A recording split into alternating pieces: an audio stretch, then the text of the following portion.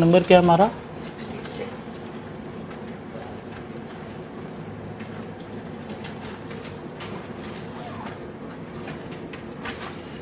Subject का नाम क्या था? Managerial and financial analysis.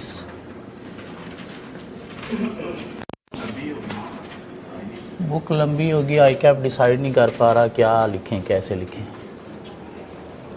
गलती होगी बेचारों से, तो अब देख रहे हैं ये गलती का क्या। हाँ पेपर से एटलीस्ट एक वीक पहले तक तो लाजमी आ जाएगी। हाँ, पास में भी आई कैप ने ऐसे किया हुआ है, पेपर से कुछ 14 दिन पहले एक नया सप्लीमेंट आ गया लॉ के पेपर में, 2 अटैम्प्ट पहले ऐसे हुआ है। तो हो सकता है आपकी बुक भी कि 14 दिन पहले तक आ जाए।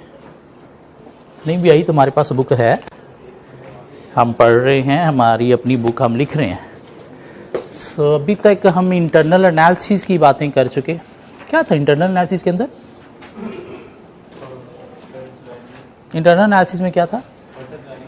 Porters value chain, porters value chain. Internal analysis की बात कर रहा हूं मैं, पोर्टर्स वैल्यू चेन और रिसोर्स मॉडल। क्या ख्याल है? इसके अलावा इंटरनल एनालिसिस में हमने कोई चीज नहीं पढ़ी। External analysis, pastel, porter 5 forces, life cycle model और पोजीशनिंग एनालिसिस, स्वॉट। फिर हम चले गए एथिक्स में। एथिक्स में हमने क्या पढ़ा? Fundamental principles, codes of ethics. 5 क्या थे? 5 codes: integrity, objectivity, professional competence and due care, confidentiality and professional behaviour.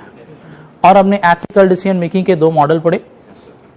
कौन कौन से? ट्रिपल ए मॉडल और टकर 5 question model.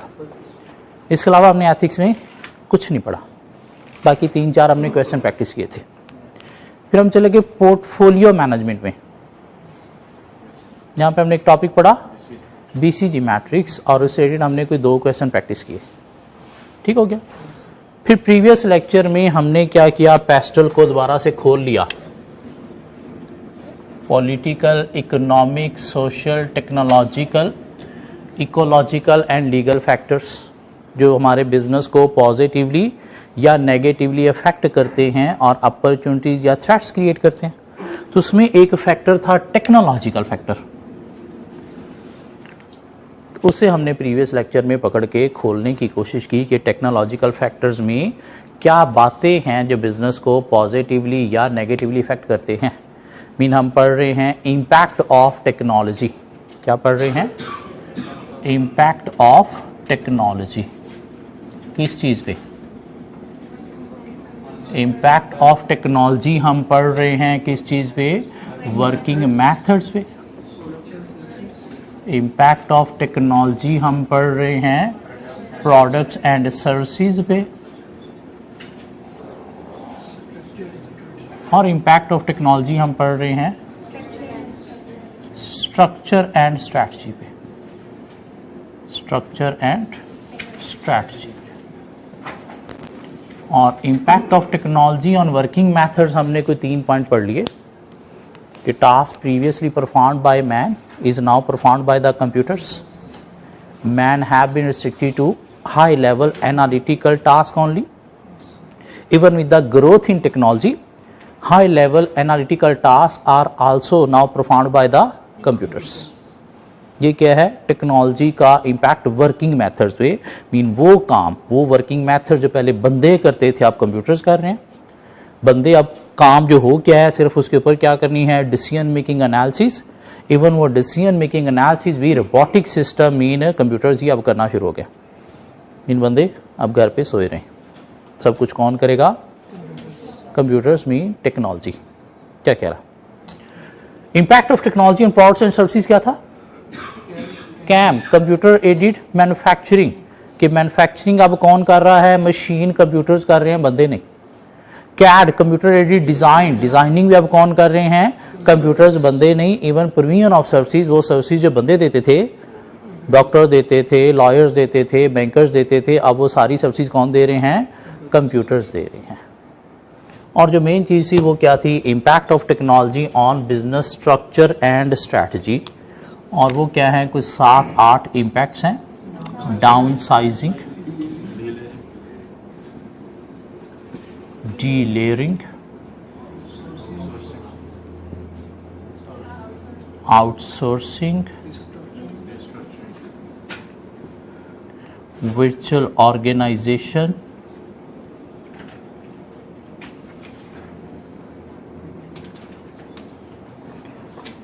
restructuring,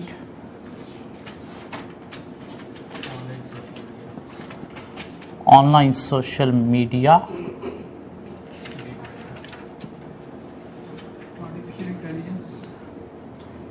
big data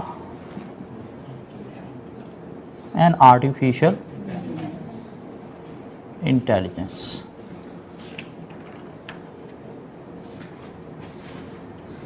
different छोटे छोटे कॉन्सेप्ट हैं टेक्नोलॉजी को यूज़ करते हुए बिजनेस स्ट्रक्चर या स्ट्रैटेजी पे क्या इम्पैक्ट आया। तो टेक्नोलॉजी को यूज़ करते हुए बिजनेस स्ट्रक्चर या स्ट्रैटेजी पे क्या इम्पैक्ट आया कि हम डाउन साइजिंग कर सकते हैं, mean fewer number of people के थ्रू काम कर सकते हैं। कैसे? वो काम जो 50 बंदे मिलके कर रहे हैं, अगर हम वहाँ पे एक मशीनरी लगा दें तो आप 50 बंदों की बजाय शायद हमें 1 या 2 बंदों की ज़रूरत पड़ेगी, तो बाकी 48 कम होने से क्या हुआ? स्ट्रक्चर में कम लोग आ गए। तो ये क्या है? Down sizing.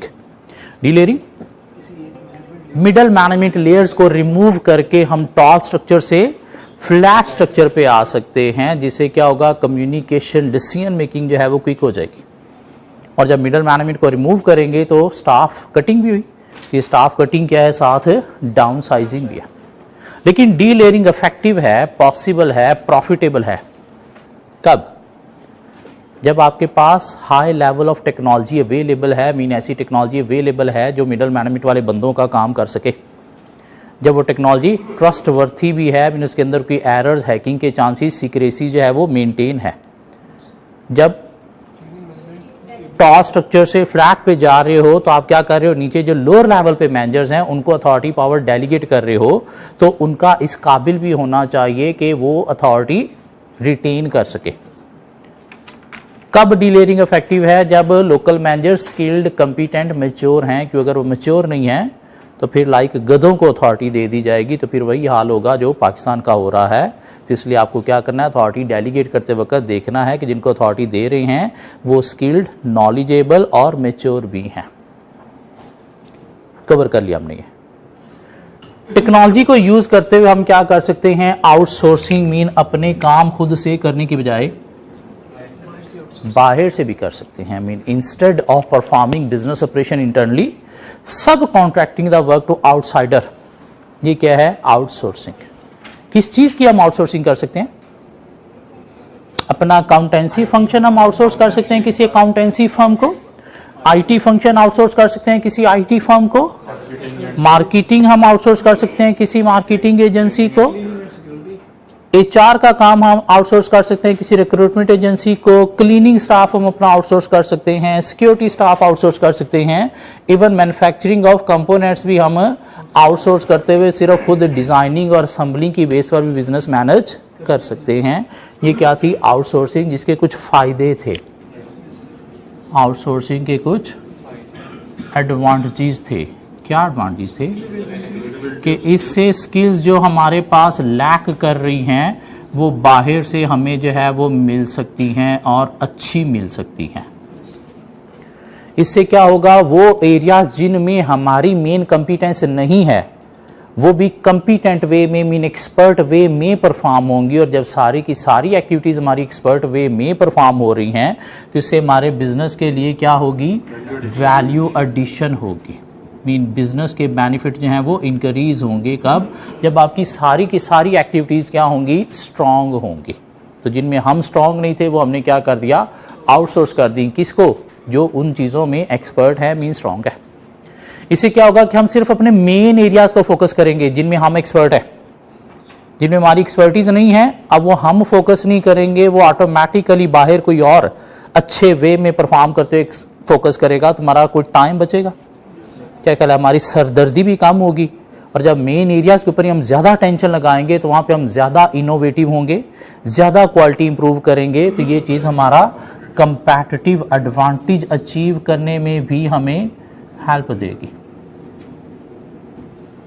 और बजाय इसके कि हम एक डिपार्टमेंट बना के पूरा साल स्टाफ को पे करते रहें, काम उन्होंने सपोज 1 या 2 मंथ में करना होता है, तो आउटसोर्स करने से क्या होगा, जितना हम काम करवा रहे हैं उतना ही पैसा देना पड़ेगा, पूरा साल में पे नहीं करना पड़ेगा। तो इससे क्या होगी, कॉस्ट सेविंग भी होगी।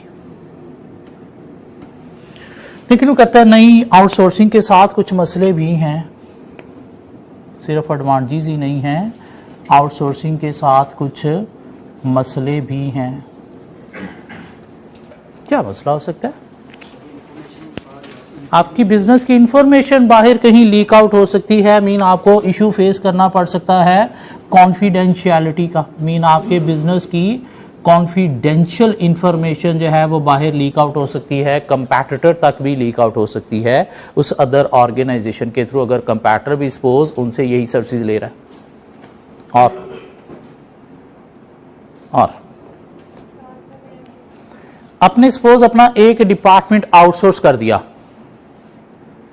पहले खुद चलाते थे लेकिन स्टाफ बड़ा तंग करता था, तो आपने सोचा जान छुड़ा लो, इसको आउटसोर्स कर देता। और जब एक डिपार्टमेंट आउटसोर्स किया तो बाकी आपके बिजनेस के जितने भी डिपार्टमेंट्स चल रहे हैं उनके स्टाफ के ऊपर भी एक डीमोटिवेशन इंपैक्ट आ जाएगा कि कल को शायद हमें भी ना आउटसोर्स कर दिया जाए, तो क्या करेंगे, इधर उधर कहीं पे जॉब फाइंड करना शुरू कर देंगे, मीन उनके ऊपर थोड़ा डीमोटिवेशन इंपैक्ट आ जाएगा। तो इससे क्या होगा, डीमोटिवेशन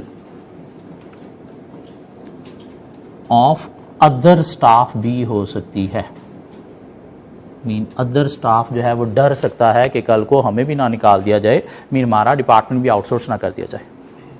और क्या मसला हो सकता है, मेथड स्टैंडर्ड डिफरेंट हो सकते हैं, या यूं कह सकते हैं कि वो जो काम हो रहा है क्या आपके अंडर हो रहा है या कहीं और हो रहा है, कहीं और हो रहा है। अगर आपके अंडर बिजनेस में हो रहा हो तो आपको पता है इस डिपार्टमेंट में क्या काम हो रहा है, आप उसे कंट्रोल कर सकते हो, मॉनिटर कर सकते हो।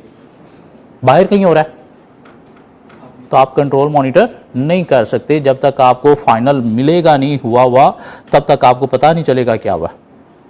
क्या ख्याल है? तो इशू है किस चीज का, कंट्रोल ओवर वर्क का, कंट्रोल ओवर वर्क का। लाइक सपोज आपने अपने बिजनेस की वेबसाइट बनवानी थी या कोई सॉफ्टवेयर बनवाना था, अगर तो आपके बिजनेस के अंदर आईटी डिपार्टमेंट है तो फिर आपको पता है कि क्या हो रहा है, कैसे हो रहा है, आप डेली बेसिस पे जाके देख सकते हो कि हाँ भाई बता कितना को हो गया, अच्छा कैसा हो गया, अच्छा यहाँ पे कलर मुझे दिखा कौन सा लगाया है, अच्छा बता यहाँ पे बटन किस डिज़ाइन का लगाया है, अच्छा बता यहाँ पे फंक्शन कैसा लगाया है। और अगर ठीक नहीं हो रहा तो आप उसे चेंज साथ साथ करवा सकते हो। लेकिन अगर आपके पास अपना डिपार्टमेंट नहीं है तो आपने क्या किया, वेबसाइट आउटसोर्स कर दी किसी सॉफ्टवेयर हाउस को, मीन किसी IT कंपनी को, और वहाँ पे क्या कैसे हो रहा है आपको नहीं पता। फाइनली क्या हुआ, 1 मंथ के बाद उन्होंने ला के वेबसाइट आपको दे दी, ये लो जी। और जब आपने देखी तो पता चला इसके अंदर तो कुछ ऐसे फंक्शन हैं ही नहीं जो होने चाहिए थे। क्या ख्याल है? अब अगर उन्हें कहोगे यार ये करना है, वो कहेंगे नहीं जी आपने तो हमें जो बताया था हमने करके दे दिया। आप कहोगे नहीं ऐसे ऐसे करना है, वो कहेंगे नहीं अब तो हम आगे बिजी हैं और हमारे पास काम है, तो 2 माह बाद आपको दोबारा ही करके देंगे। तो इससे क्या होगा, आपकी वेबसाइट डिले में चली जाएगी इम्प्लीमेंटेशन में। तो ये इशू आ सकता है आउटसोर्स में, क्यों, काम के ऊपर आपका कंट्रोल नहीं है। और अगर आपकी एक्सपेक्टेशन के अकॉर्डिंगली बाद में अचीव नहीं हुआ तो फिर आपको क्या करना पड़ेगा, चेंजेस करवाना पड़ेंगी। चेंजेस के लिए हो सकता है कोई एक्स्ट्रा कॉस्ट भी बेयर करना पड़ेगी, चेंजेस के लिए हो सकता है आपको एक्स्ट्रा टाइम भी बेयर करना पड़ेगा, जिससे आपका बिजनेस डिस्टर्ब हो सकता है। तो कंट्रोल ओवर वर्क आपका जो है वो एलिमिनेट हो जाता है, नहीं रहता। इसके अलावा एक और भी इशू है, रिलेशनशिप। क्या है, बड़ा ही क्रिटिकल बोले तो इंपॉर्टेंट है कि जिसको आपने काम आउटसोर्स किया है वो काम तब ही अच्छे वे में परफॉर्म होगा जब आपका उसके साथ रिलेशनशिप अच्छा स्ट्रांग बिल्टअप है। रिलेशनशिप अच्छा है तो आप अपनी मर्जी से उस काम में कुछ चेंजेस भी करवा सकते हो। रिलेशनशिप अच्छा है तो काम की टाइमिंग भी आप चेंज करवा सकते हो। हाँ, अगर उसके साथ रिलेशनशिप आपका डिस्टर्ब हो गया तो फिर क्या काम होगा? तो क्या काम करने के लिए आपके पास अपना डिपार्टमेंट है? नहीं, तो इस सूरत में शायद बिजनेस तबाह भी हो सकता है। रिलेशनशिप बहुत इंपॉर्टेंट है। अगर रिलेशनशिप आपने प्रॉपर्ली मैनेज नहीं किया तो उस सूरत में ये आउटसोर्सिंग की सूरत में आपको ज़्यादा प्रॉब्लम फेस करना पड़ सकती हैं दैन इंटरनल डिपार्टमेंट। तो ये भी एक इशू है कि आप किसी आउटसोर्स कर रहे हो, उसके साथ रिलेशन भी मेंटेन करना होता है। रिलेशन ओबियसली किसने करना होता है? आपके स्टाफ ने। और अगर स्टाफ उनको अच्छी तरह से डील नहीं करेगा तो रिलेशनशिप डिस्टर्ब होने से अल्टीमेटली आपका बिजनेस भी अफेक्ट होगा। आउटसोर्सिंग के फ़ायदे हैं, स्किल्स जो आपके पास लैक कर रही हैं वो आपको अवेलेबल हो जाती हैं फॉरी बायर से। वैल्यू एडिशन मिलती है क्योंकि आपकी सारी एक्टिविटीज़ आप जो है वो एक्सपर्ट वे में परफॉर्म होंगी। वो भी जिनमें आप एक्सपर्ट हो वो खुद कर रहे हो, जिनमें एक्सपर्ट नहीं थे वो आउटसोर्स कर दी किसको? किसी एक्सपर्ट को। लाइक अकाउंटेंसी आपने आउटसोर्स किया है किसको? अकाउंटिंग फर्म को, मीन वो उसमें ज़्यादा एक्सपर्ट हैं। IT आपने आउटसोर्स किया है IT फर्म को जो उसमें ज़्यादा एक्सपर्ट हैं। कंपैरेटिव एडवांटेज अचीव करने में हेल्प मिलेगा। क्यों? कुछ टाइम सेव होगा non core activities. Non core activities बोलते हैं सेकेंडरी या सपोर्ट एक्टिविटीज को, और कोर मीन इंपॉर्टेंट एक्टिविटीज क्या हैं? Primary activities. तो जो सेकेंडरी हैं वो आपने आउटसोर्स कर दी, प्राइमरी आप खुद चला रहे हो। और जब सिर्फ प्राइमरी ही फोकस करोगे तो उनमें क्वालिटी इनोवेशन ज्यादा आएगी जो आपको हेल्प देगी किस चीज में? कंपैरेटिव एडवांटेज में। और स्टाफ को पूरा साल पे करने के बजाय जितनी सर्विसेज ले रहे हो उतना ही पे करोगे तो उससे क्या होगी? कॉस्ट सेविंग भी होगी। या आउटसोर्स करते वक्त आप देखोगे अगर लोकल ज़्यादा पैसे चार्ज कर रहा है तो आउटसाइड कंट्री आप कोई आउटसोर्सिंग देख सकते हो जहाँ पे आपको शायद कॉस्ट कम पड़ेगी। लेकिन साथ मसले हैं, बिजनेस सीक्रेट्स जो हैं वो आपके बाहर लीक आउट हो सकते हैं, कॉन्फिडेंशियलिटी का इशू है। अदर डिपार्टमेंट्स जो हैं उनके स्टाफ के ऊपर डीमोटिवेशन इंपैक्ट आ सकता है। कंट्रोल ओवर वर्क आपका जो है वो लॉस हो जाता है कि अगर वर्क एक्सपेक्टेशन के अकॉर्डिंगली नहीं हुआ तो आपका कंट्रोल नहीं है, उसमें टाइम लगेगा, ये कॉस्ट बेयर करना पड़ सकती है। और रिलेशनशिप बहुत इंपॉर्टेंट है। आउटसोर्सिंग तभी फायदा देगी जब आपका रिलेशन आउटसोर्स्ड के साथ जो है वो अच्छा बिल्टअप है। तो सो इंपैक्ट ऑफ टेक्नोलॉजी क्या है on business structure and strategy? Downsizing, delayering, outsourcing.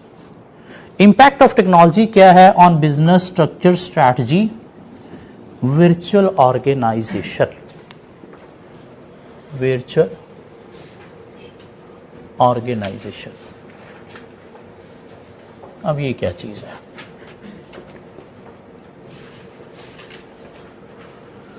Suppose मेरा एक बिजनेस है। क्या बिजनेस है? इवेंट्स मैनेजमेंट का मेरा एक बिजनेस है। मीन मैं डिफरेंट लोगों के इवेंट्स मैनेज करता हूं, मीन फंक्शन मैनेज करता हूं। कैसे मैनेज करता हूं कि कोई सपोज मैंने अपनी फैमिली का एक फंक्शन जो है वो अरेंज किया और वहाँ पे मैंने डिफरेंट लोगों को बुलाया और लोगों को बुला के मैंने उनको अपने बिजनेस कार्ड दे दिए कि भाई मेरा बिजनेस है और मैं क्या करता हूँ? इवेंट्स मैनेज करता हूँ, मीन फंक्शंस मैनेज करता हूँ। तो किसी का कोई कभी फंक्शन हो तो आप मुझे याद कीजिएगा। अब एक बंदे ने देखा हाँ फंक्शन तो बड़ा अच्छा अरेंज है और फलां डेट को मेरा भी एक फंक्शन आ रहा है, तो उसने खैर पूरा फंक्शन अटेंड किया, क्वालिटी उसने चेक की, फैसिलिटीज़ देखी। अब जिस दिन उसका फंक्शन था उस एक वीक पहले उसने मुझे कॉल की कि एक वीक बाद मेरा फलां जगह पे इतने लोगों का फंक्शन है, क्या आप मैनेज करोगे? मैंने कहा हाँ करूँगा। क्या किया मैंने? एक कैटरिंग कंपनी को कॉल की कि मुझे फलां डेट टाइम पे फलां जगह पे इतना कैटरिंग इक्विपमेंट ये चाहिए, वो उन्होंने पहुंचा दिया वहाँ पे।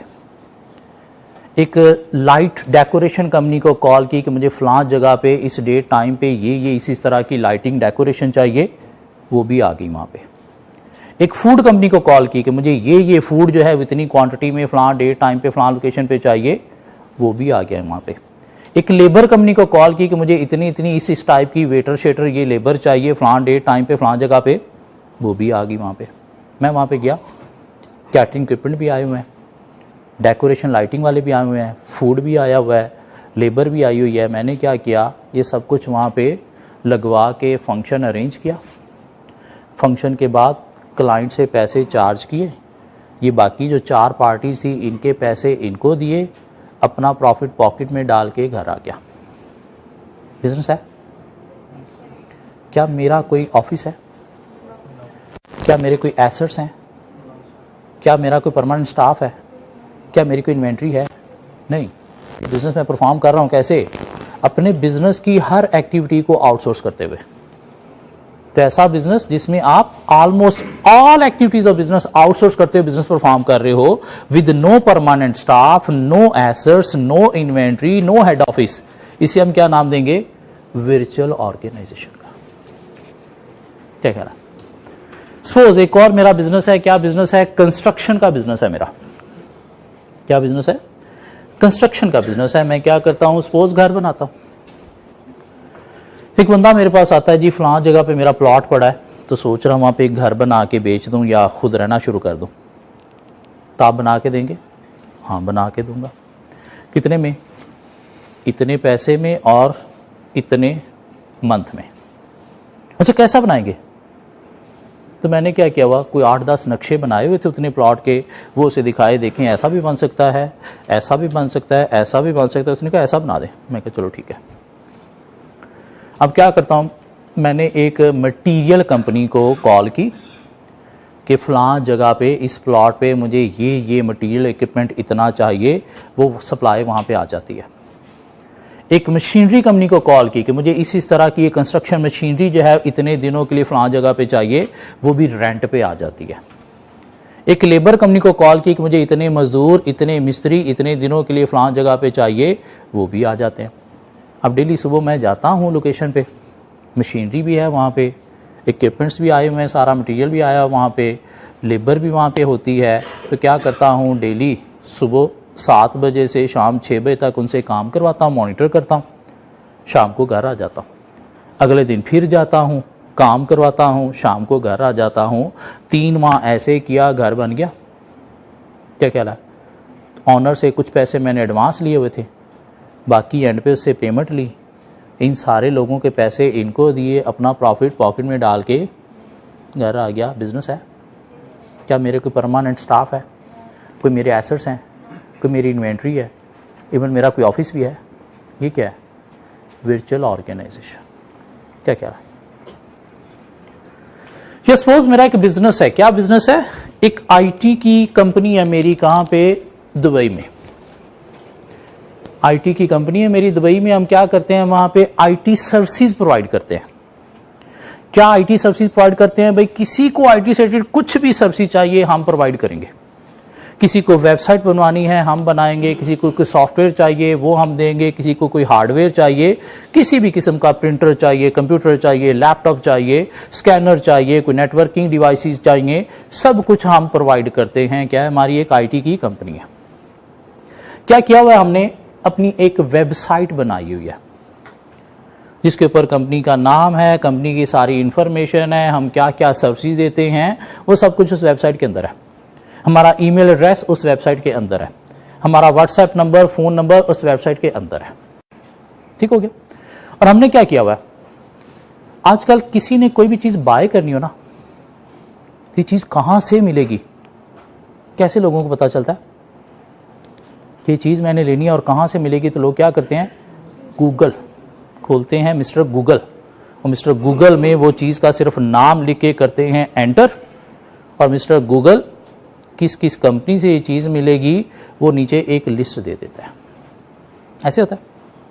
और नॉर्मली लोग क्या करते हैं, पहले पेज पे जो कंपनीज आ रही है ना उनमें से पहली या दूसरी को क्लिक करते हैं और देखते हैं अगर वहां से चीज मिल रही है तो उसी को क्या कर देते हैं, ऑर्डर कर देते हैं। आगे और कौन कौन सी कंपनी ये चीजें प्रोवाइड कर रही है या सेकंड थर्ड पेज पे कौन कौन सी कंपनीज हैं, लोग नहीं जाते, क्यों? इतना टाइम नहीं है। क्या कह रहा है? तो मैंने अपनी वेबसाइट बनाई हुई है, आईटी सर्विसेज का बिजनेस है, और हम क्या करते हैं, एक टेक्निक होती है SEO. SEO stands for search engine optimisation. SEO stands for search engine optimisation. ये क्या है, कुछ प्रोग्रामिंग टेक्निक्स हैं जिसमें प्रोग्रामर्स ओवर द इंटरनेट बैठ के कुछ प्रोग्रामिंग करते हैं और इसके थ्रू आपकी जो वेबसाइट है वो गूगल सर्च इंजन पेजेस में टॉप पेज पे आ जाती है। बाकी कोई सर्च करे तो सबसे पहले किसी की वेबसाइट आनी चाहिए, आपके बिजनेस की। और उसके लिए मैंने क्या किया हुआ है, सपोज लाहौर के अंदर किसी एक सॉफ्टवेयर हाउस में 50,000 उनको मंथली देता हूं, उन्होंने एक बंदा 20,000 पे मेरी इस वेबसाइट की SEO के लिए बिठाया हुआ है, जो क्या करता है, डेली बेसिस पे प्रोग्रामिंग करता रहता है ताकि मेरी वेबसाइट जो है गूगल सर्च इंजन पेजेस में कहां पे रहे, टॉप पे। वो सॉफ्टवेयर हाउस वालों को फायदा क्या है, 20,000 में उन्होंने बंदा रखा हुआ है, मैं उन्हें कितना देता हूं, 50,000। ठीक हो गया। जिससे फायदा क्या हुआ कि कोई भी सर्च करेगा दुबई में बैठा हुआ IT इक्विपमेंट कोई भी लेना है तो टॉप पे वेबसाइट किसकी मिलेगी, मेरी। अब मेरी वेबसाइट मिली, कस्टमर ने क्या किया, क्लिक किया उस पर और देखा हाँ ये चीज यहां से मिल रही है, तो कस्टमर क्या करता है, मुझे व्हाट्सएप करता है, ईमेल करता है या कॉल करता है। अपनी कंपनी की वेबसाइट बनवानी है, बनाएंगे, इसीलिए तो बैठे हैं सर। कितने में बनाएंगे, अच्छा बताएं वेबसाइट आपको किस किस तरह की चाहिए, कितने पेजेस की चाहिए जी, इतने 5 पेजेस की चाहिए। अच्छा कुछ सिंपल चाहिए या उसके अंदर आपने कुछ जो है वो मूविंग ऑब्जेक्ट्स वगैरह भी देने हैं, नहीं सिंपल सी चाहिए। अच्छा बना देंगे, कितने में, 1 लाख रुपए में। नहीं यार थोड़े ज़्यादा कम करो, चले आपको 90,000 में बना देंगे। कस्टमर ने कहा ओके। मैंने क्या किया, पाकिस्तान किसी एक सॉफ्टवेयर हाउस में कॉल की, उन्होंने कहा कि यार इसी तरह की वेबसाइट बनानी है, बना दोगे। उन्होंने कहा हम बैठे इसलिए, कितने में, 50,000 में। नहीं यार ज़्यादा है, चलें सर आप 40 दे दीजिएगा। 40 में इधर डील की, वेबसाइट बनवाई, कस्टमर को दी, कस्टमर से चार्ज किए कितने, 90। क्या किया, 40 इनको दिए, 50 अपनी पॉकेट में। एक कस्टमर ने कॉल की जी हमें ये इतने प्रिंटर चाहिए, देंगे, हमारा काम ही ये सर। अगर आप ये नहीं ये वाला प्रिंटर लेना ज़्यादा अच्छा है, अच्छा इसके क्या क्या फीचर है, ये फीचर है, अच्छा चले ये दे दें। कितने में देंगे, ठहरे मैं अभी आपको 10 मिनट में कोटेशन ईमेल करता हूं। मार्केट से सप्लायर से उसकी प्राइस ली, उसके ऊपर अपना 10-15% मार्जिन रख के प्राइस कोट कर दी कस्टमर को। कस्टमर ने कहा जी ऑर्डर ओके, मार्केट से माल उठाया, कस्टमर को डिलीवर किया, पैसे पकड़े, अपना प्रॉफिट पॉकेट में डाल के घर आ गए। बिजनेस है, क्या कहला है।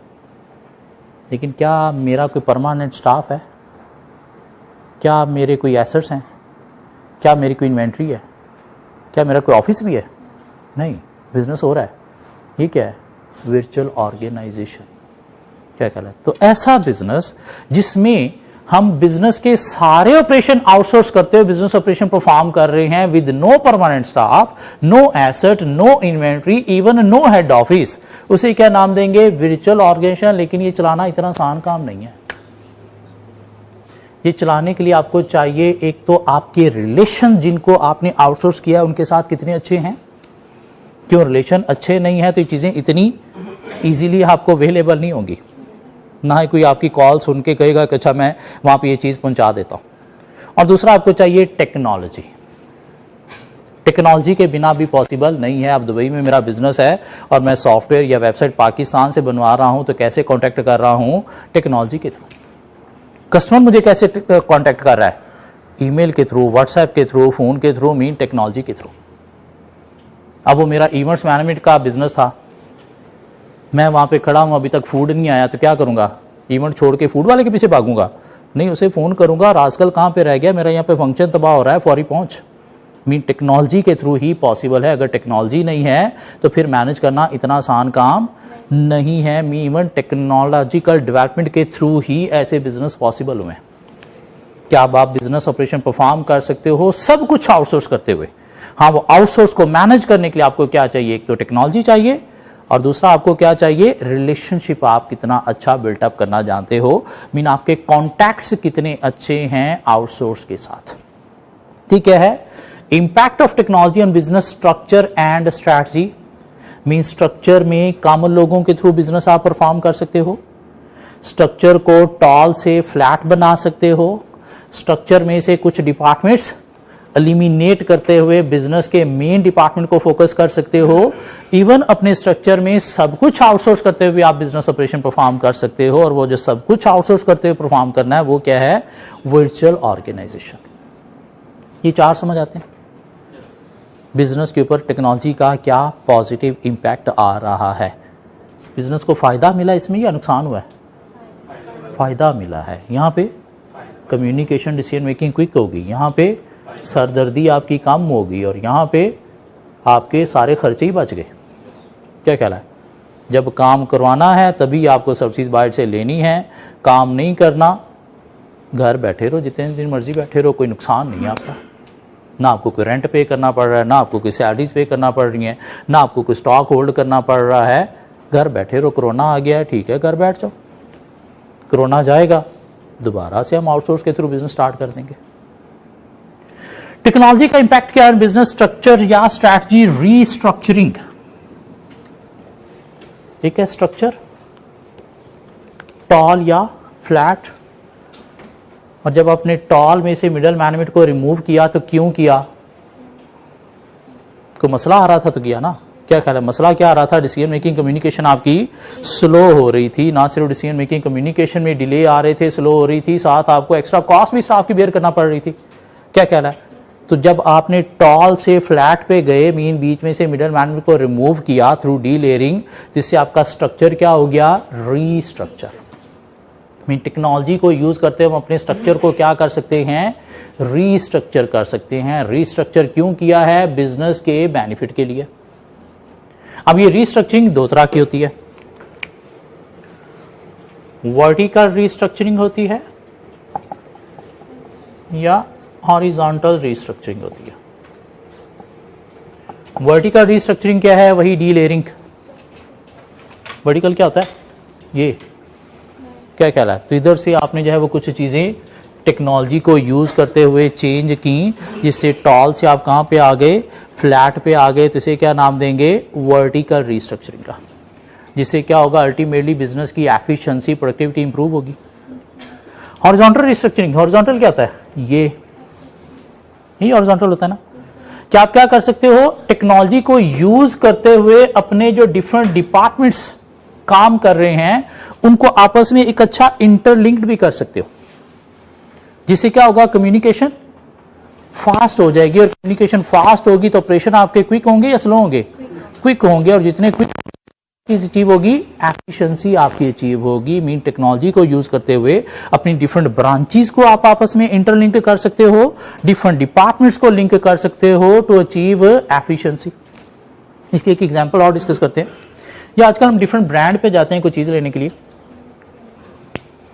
और अगर उस चीज का वो साइज या वो कलर वहां पे अवेलेबल ना हो तो आपको क्या कहते हैं? ठहरें, हम आपको पता करके बताते हैं कहां पे पड़ा है।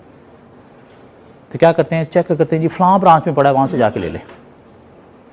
ये कैसे उन्होंने चेक किया कि वो फलां ब्रांच आपस में क्या है? टेक्नोलॉजी के थ्रू इंटरकनेक्ट है, जिसकी बेस पर वो कस्टमर को क्या कर रहे हैं?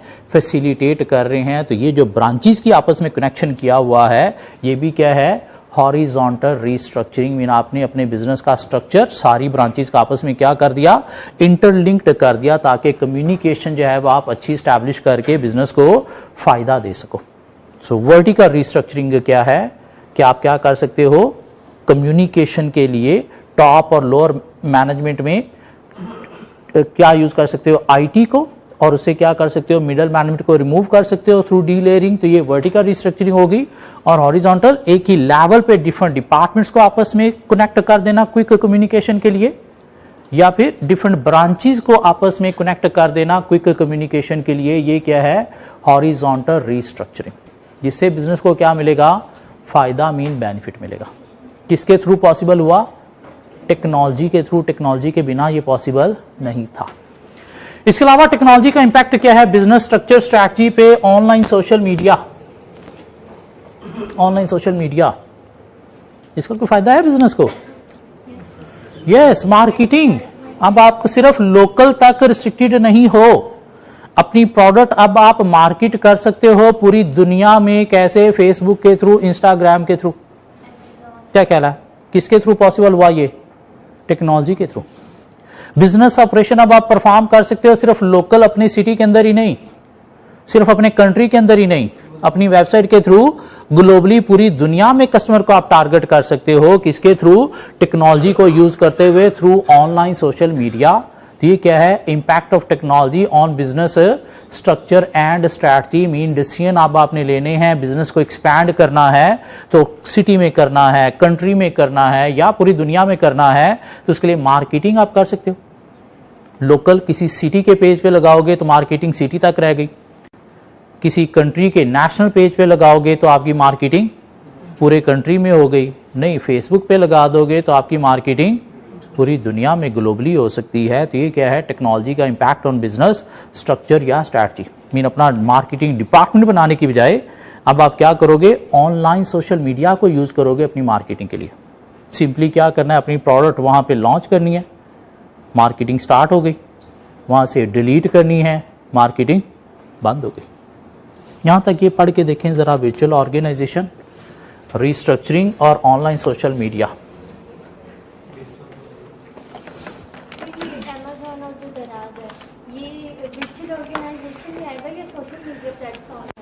दराज अमेज़न की बात करें तो खुद एज ए बिजनेस वो वर्चुअल ऑर्गेनाइजेशन है। हम वहां पे अपनी प्रोडक्ट लॉन्च कर रहे हैं तो हम क्या यूज कर रहे हैं, ऑनलाइन सोशल मीडिया को। इंदराज बिजनेस को देखा जाए तो ये क्या है, खुद एक वर्चुअल ऑर्गेनाइजेशन है।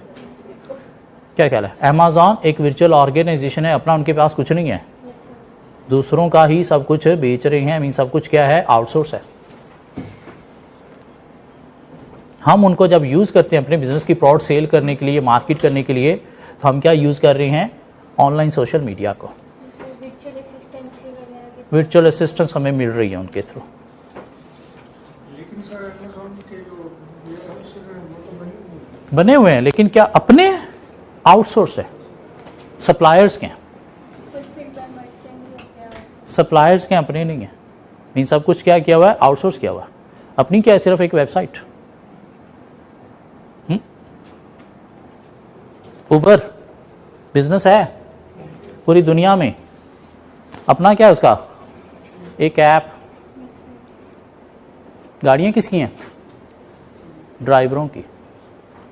स्टाफ कौन है, ड्राइवर्स, अपना नहीं है। क्या ख्याल है, बिजनेस होगा तो हमें कमीशन मिलेगा, हमने उन्हें सैलरी नहीं पे करनी, हम अपनी कोई एसेट ऑन नहीं कर रहे, हम अपनी कोई इन्वेंट्री ऑन नहीं कर रहे। वर्चुअल ऑर्गेनाइजेशन, टेक्नोलॉजी को यूज करते हुए सब कुछ आउटसोर्स करते हुए बिजनेस ऑपरेशन परफॉर्म करना, ये क्या है, वर्चुअल ऑर्गेनाइजेशन।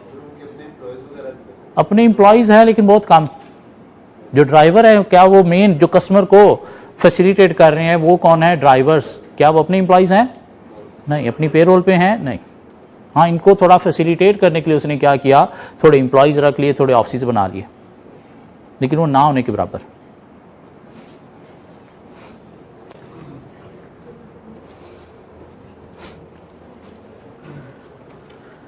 जी कोई चीज समझ आ रही हो। सो impact of technology on business structure या स्ट्रैटेजी क्या है, downsizing, delayering, outsourcing, virtual organisation, restructuring, online social media. Impact of technology on business structure या स्ट्रैटेजी क्या है, बिग डेटा।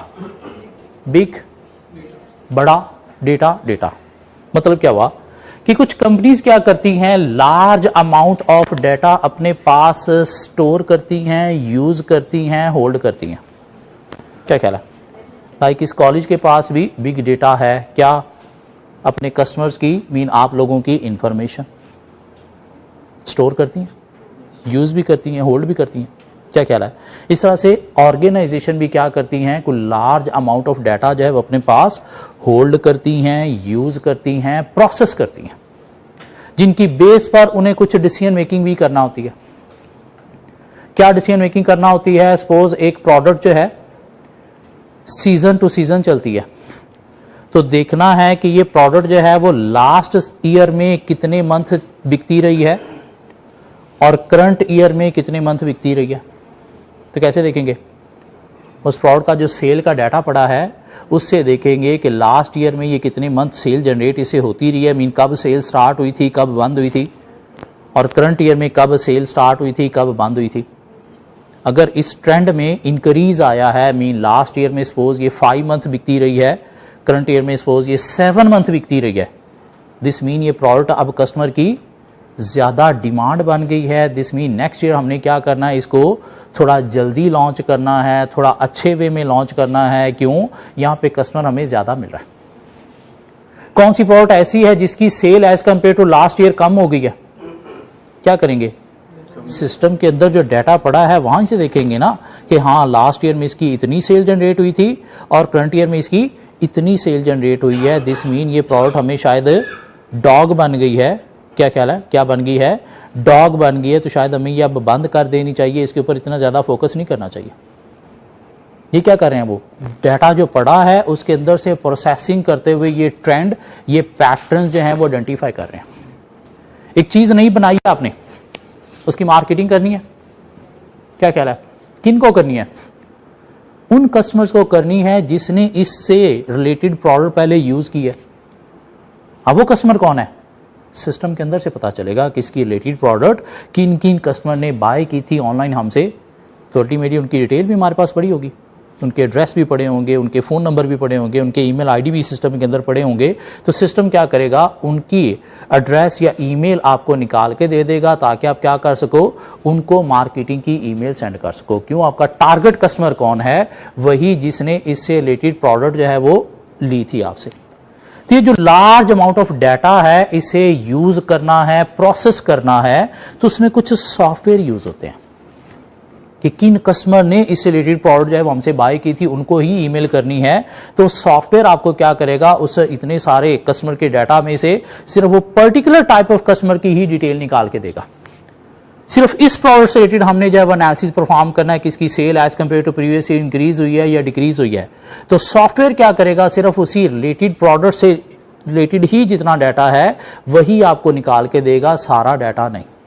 ठीक है, टेक्नोलॉजी का यूजेज हो रहा है किस लिए? बिग डाटा को मैनेज करने के लिए, बिग डाटा को एनालाइज करने के लिए, या बिग डाटा के ऊपर प्रोसेसिंग परफॉर्म करने के लिए। और डे बाय डे इसकी नीड इंक्रीज होती चली जा रही है। हम अपने पर्सनल लेवल पे देखें, डाटा की स्टोरेज हमारी इंक्रीज हो रही है। क्या ख्याल है? जब हमने नया नया मोबाइल स्टार्ट किया था तो शायद पहले साल हमारे पास 2 GB का भी अगर मेमोरी है तो इनफ होती थी। जैसे हम थोड़े थोड़े बड़े होते चले जा रहे हैं, हमारी ये GB डाटा स्टोर करने की कैपेसिटी बढ़ती चली जा रही है, बढ़ती चली जा रही है, बढ़ती चली जा रही है। तो ये तो हमारे पर्सनल लेवल पे है, ऑर्गेनाइजेशन लेवल पे बहुत ज़्यादा बढ़ती चली जा रही है। क्यों? जितना कस्टमर आ रहा है उनका डाटा क्या करना है, हमने स्टोर करना है। लेकिन वो डाटा सिर्फ स्टोर नहीं करना, उसको सेपरेट स्टोर भी करना है। लाइक आपके जो होलसेल कस्टमर है उनका डाटा आपने सेपरेट स्टोर करना है, जो रिटेल कस्टमर है उनका डाटा आपने सेपरेट स्टोर करना है। सपोज मेल है तो उनका डाटा आपने सेपरेट स्टोर करना है, फीमेल है तो उनका डाटा आपने सेपरेट स्टोर करना है, चिल्ड्रन प्रोडक्ट्स आपसे लेने वाले कस्टमर उनका डाटा आपने सेपरेट स्टोर करना है, लाहौर के लोग कितने हैं उनका डाटा सेपरेट स्टोर करना है, कराची के लोग कितने हैं उनका डाटा सेपरेट स्टोर करना है, ताकि देखा जा सके कि अदर में मार्केटिंग ज़्यादा कराची में ज़रूरत है या फिर लाहौर में ज़रूरत है। तो ये डाटा को मैनेज करने के लिए, डाटा को स्टोर करने के लिए या प्रोसेस करने के लिए क्या टेक्नोलॉजी हमें हेल्प दे रही है। क्योंकि टेक्नोलॉजी ना हो, ये सॉफ्टवेयर ना हो, तो ना तो हम इतना डाटा स्टोर कर सकते हैं और ना इसके ऊपर क्विक प्रोसेसिंग कर सकते हैं। क्यों? क्विक प्रोसेसिंग नहीं होगी तो हमारे डिसीजन मेकिंग क्या क्विक होंगे या डिलेज होंगे? डिलेज होंगे, और जितने डिले होंगे उतना ही स्ट्रैटेजी डेवलप करने में हमें प्रॉब्लम फेस करना पड़ेगी। तो टेक्नोलॉजी हमें हेल्प देती है कि हम बिग डाटा स्टोर भी कर सकते हैं, उसके बाद उसके ऊपर डिफरेंट एनालिसिस परफॉर्म करके उनके ट्रेंड देखते हुए, उनके पैटर्न देखते हुए क्विक डिसीजन मेकिंग कर सकते हैं, जिससे बिजनेस ऑब्जेक्टिव मीट करने में क्या मिलेगी, हमें हेल्प मिलेगी। तो ये क्या है, impact of technology on business structure या strategy. Mainly strategy mean decision making में ये हमें IT टेक्नोलॉजी क्या कर रही है, हेल्प दे रही है। ये पढ़ के देखें, जरा समझ आती है।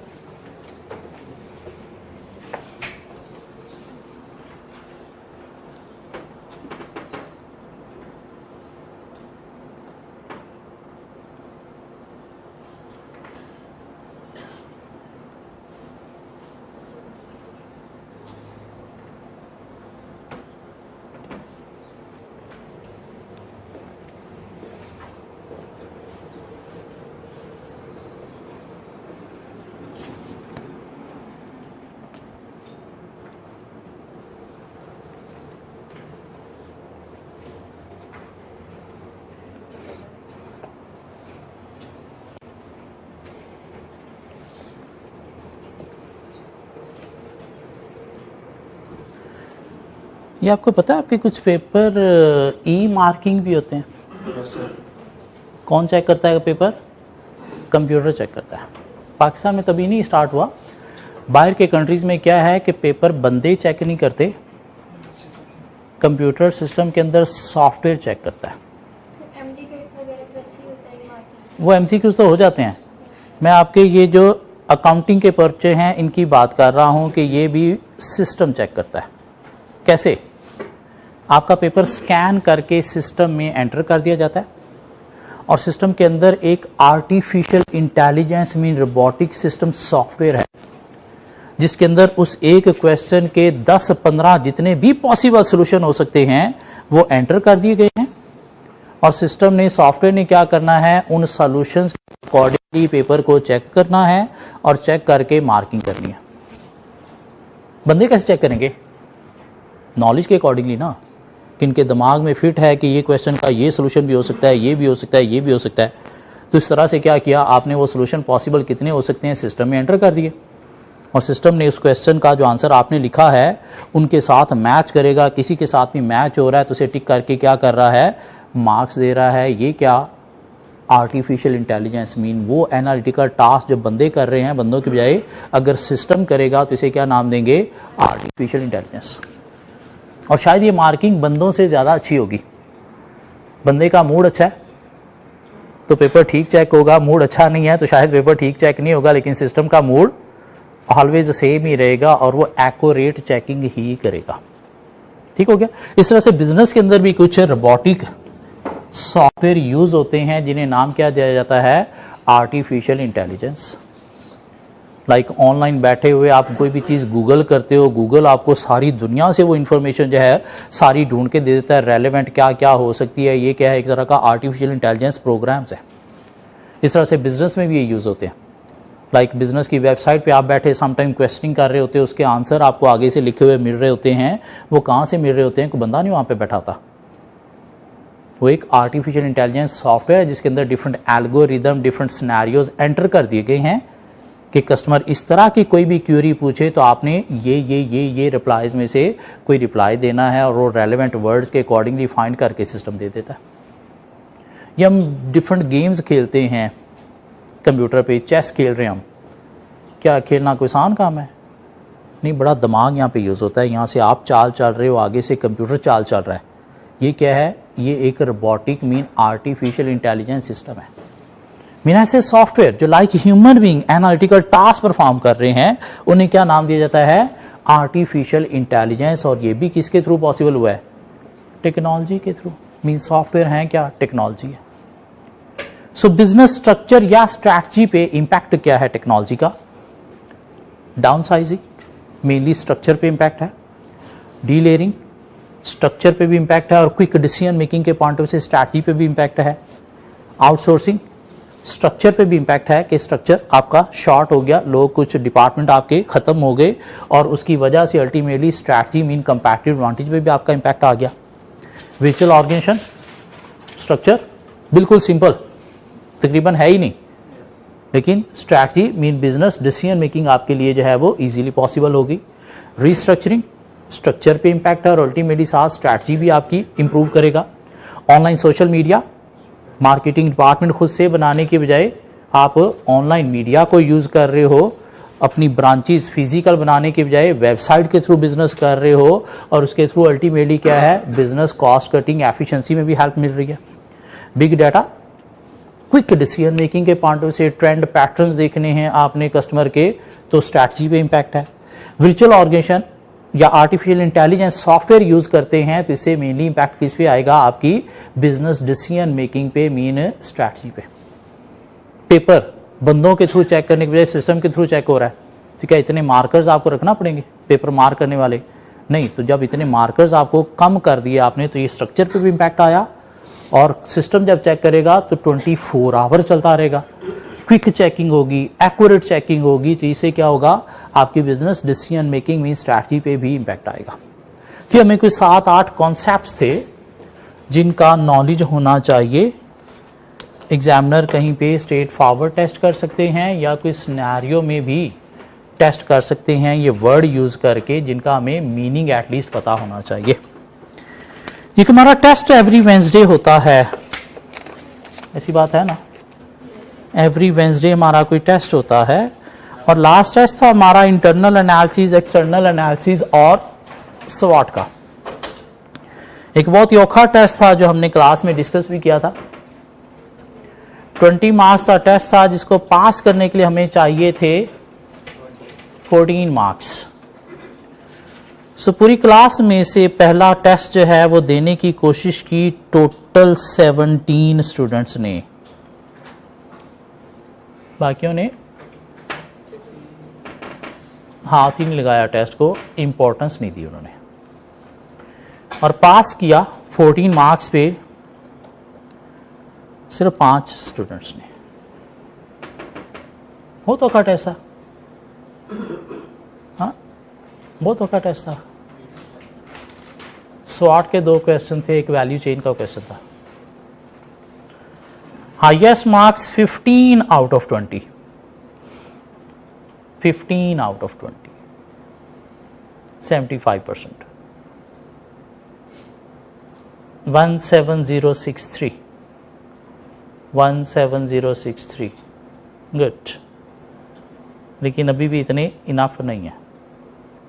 और बाकी जो 4 स्टूडेंट और पास कर सके एग्जैक्ट 70% पे, मीन 14 आउट ऑफ 20, 14600, 17751, 17751, 17820 एंड 11834। और बाकी सब पास नहीं कर सके। क्यों? अगर वो 10 क्वेश्चन जो हमने कवर किए पहले हाथ से अटेम्प्ट किए होते तो ये टेस्ट फेल नहीं हो सकता था। तो जिन्होंने फेल किया है, क्या उनमें कोई ऐसे स्टूडेंट हैं जिन्होंने 10 के 10 क्वेश्चन हाथ से अटेम्प्ट किए थे और उसके बावजूद फेल हो गया? नहीं।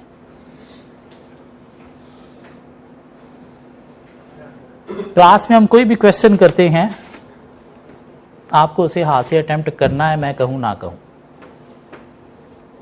ठीक है? ये हमारे बीच में इम्प्लाइड है कि कोई भी क्वेश्चन हम करते हैं क्लास में, आंसर भी हम डिस्कस कर लेते हैं, आपने उसे हाथ से अटेम्प्ट करना है। करोगे तो पेपर पास होगा, वरना पेपर पास होगा आपके। सो उम्मीद करता हूं नेक्स्ट टेस्ट अच्छा होगा, सब लोग टेस्ट देंगे और क्वेश्चन अब तक जो हम साथ साथ कर रहे हैं वो आप लोग अटेम्प्ट करोगे। क्लास के अलावा डेली 1.5 घंटा पढ़ने का टाइम टेबल आप लोगों ने बनाया हुआ है, डेली साथ साथ पढ़ भी रहे हो। कल जो हमने टॉपिक पढ़े थे वो आपने एक दफ़ा लर्न करके लिख लिए, अपने नोट्स बना लिए। आज वाले जो हैं इनके भी आप जाके लिख लोगे, नोट्स बना लोगे। ऐसी बात है ये अभी तक पता ही नहीं, क्लास में आते हैं इतना काफ़ी नहीं है कि अब 1.5 घंटा हम जाके भी पढ़ें। हाँ, तो प्लीज़ अपना क्लास के अलावा 1.5 घंटा पढ़ने का टाइम टेबल बना लें। 300 घंटे ये पेपर इस अटैम्प्ट में पढ़ोगे तो पास होगा। 300 घंटे पूरे नहीं हुए तो फिर नेक्स्ट अटैम्प्ट में जाके बाकी घंटे पूरे करना पड़ेंगे आपको। क्या ख्याल है? तो कोशिश कर लो इस अटैम्प्ट में पास करना है तो ऑनेस्टली आपको 300 घंटे इस सब्जेक्ट को देने हैं। नहीं दे पा रहे छोड़ दो, कुछ और कर लो, टाइम वेस्ट नहीं करो। 12967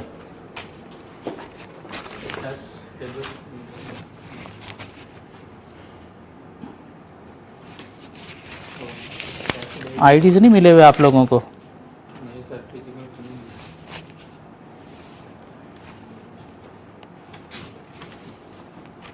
17063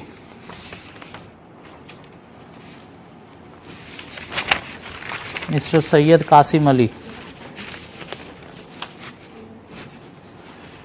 10112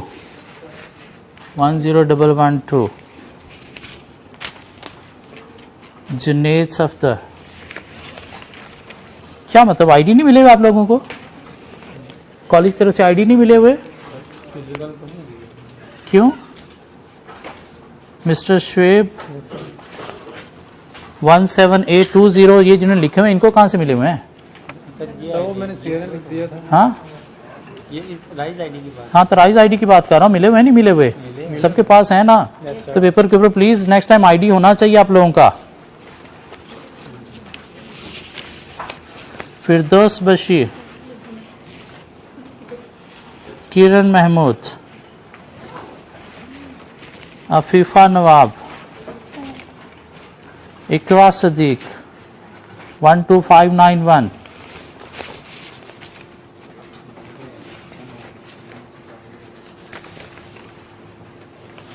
मिस्टर कासिम मुनीर, अमारा,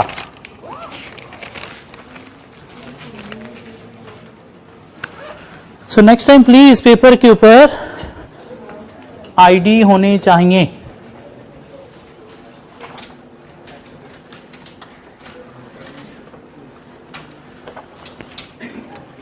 नेक्स्ट टेस्ट हमारा क्या होगा? एथिक्स, पोर्टफोलियो मैनेजमेंट और external analysis again. Ethics, portfolio management और एक्सटर्नल एनालिसिस अगेन। क्यों? ये चीज़ें हम वहीं से कवर कर रहे हैं ना। क्या कह रहा है? लेकिन वो पैस्टल 5 फोर्सेस लाइफ साइकिल दोबारा से